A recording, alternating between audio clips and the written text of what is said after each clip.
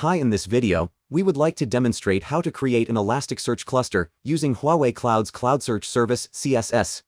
You can use Elasticsearch clusters created in CSS for purposes like log analytics, data search, real-time data analytics, and more. You can create an Elasticsearch cluster in either of the following ways. Method 1. Create an Elasticsearch cluster on the CSS Management Console. This video will show this method. Method 2. Create an Elasticsearch cluster using a CSS API. For details, see the API reference. The web interface shown in this video is subject to change, as it's continuously updated and improved. Now, let's watch this video to see how to create a pay-per-use, security mode Elasticsearch cluster on the CSS Management Console. Preparations. You have planned the cluster's scale, node configuration, and storage capacity. You have created the VPC, subnet, and security group that will be used by the cluster you're creating. If you are going to enable automatic snapshot creation for the cluster, make sure you have created an OBS bucket for storing snapshots.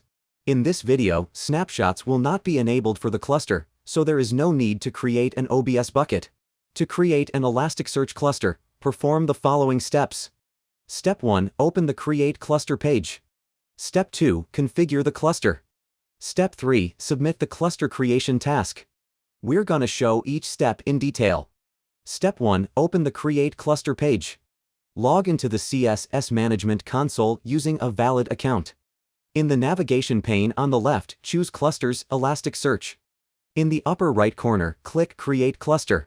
The new version UI for creating a cluster is displayed by default. To help you create clusters more efficiently, CSS's Create Cluster page has been redesigned for ease of use. The new simplified procedure is more intuitive and straightforward. This video will show the new cluster creation page. Step 2. Configure the cluster. Cluster type, select Elasticsearch. Cluster version, select 7.1 This version is recommended. Region, select the region where the cluster is located. For lower network latency and quicker resource access, select the nearest region. AZ, select one or more AZs associated with the cluster region. AZs can communicate with each other over an internal network but are physically isolated. Billing mode, select yearly or monthly or pay-per-use. Yearly or monthly, you prepay for a yearly or monthly subscription. Pay-per-use, you pay for what you actually use by the hour. In this video, we select pay-per-use. Configure data nodes, select data node specifications, storage type, and node quantity based on service requirements. Data nodes are primarily used to store the cluster's data. If the cluster has no client nodes, the data nodes will need to handle the additional task of query request distribution and data analysis. If the cluster has no master nodes, the data nodes will also need to handle cluster management. Configure master nodes. This is optional. If they are required, select master node and configure them. Master nodes manage cluster-wide operations including metadata, indexes, and shard allocation. For large-scale deployments, dedicated master nodes enhance cluster stability. Configure client nodes. This is optional. If they are required, select client node and configure them. Client nodes route and coordinate search and indexing requests, offloading processing from data nodes for enhanced query performance and cluster scalability when there are heavy loads. Configure cold data nodes. This is optional. If they are required, select cold data node and configure them. Cold data nodes are used to store and query large quantities of latency-insensitive data. They offer an effective way to manage large datasets while cutting storage costs. In this video, we're not going to use master, client, or cold data nodes. VPC, select a VPC for the cluster for proper network isolation. Subnet, select a subnet for the cluster. A subnet improves network security by providing exclusive network resources that are isolated from other networks. IPv4 address, assign IPv4 addresses to cluster nodes.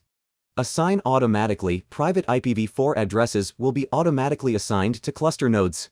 Assign manually, manually assign private IPv4 addresses to cluster nodes. If fewer IP addresses are manually specified than the total number of cluster nodes, the system will automatically assign random private IPv4 addresses to those that don't get one. Manually specified IP addresses will be assigned in the following priority order: client nodes, data nodes, cold data nodes, master nodes. Security group, select a security group for the cluster. A security group serves as a virtual firewall that provides access control policies for clusters. The selected security group must allow port 9200 in the inbound direction. Otherwise, the cluster may be inaccessible to external services. Security mode. By default, the security mode is enabled. To disable it, deselect security mode. Disabled, authentication is not required. Choose this only for low security environments or internal testing. Enabled, users must provide valid credentials. Choose this when access control is required to protect the cluster. When the security mode is enabled, you must configure the administrator username and password. Then choose whether to enable HTTPS access and public network access. We recommend that you enable HTTPS, as it improves security by encrypting all communication with the cluster. The cluster we're creating in this video does not need to allow public network access, so we'll keep it unselected here. Cluster name. Use a custom cluster name or keep the preset name. Add a cluster description to enable easier identification. This is optional. Enterprise project. Keep the default value or specify an enterprise project you want to associate with the cluster. An enterprise project helps manage cloud resources. Tags. Add tags to the cluster. This can help you identify and manage your cluster resources. This is optional. Expand more settings and configure cluster settings such as automatic backup and disk encryption. Automatic snapshot creation. When enabled, snapshots will be automatically created according to a preset policy to provide continuous data protection. Snapshots will be stored in OBS buckets using the standard storage class, which will incur additional expenses. VPC Endpoint Service. VPC Endpoint enables you to access resources across VPCs using a dedicated gateway, without exposing the server's network information. Kibana Public Network Access. When enabled, a public IP address is automatically assigned for Kibana access. Users will be able to access this Elasticsearch cluster's Kibana console from the public network. Note that Kibana Public Network Access cannot be enabled for clusters with the security mode disabled.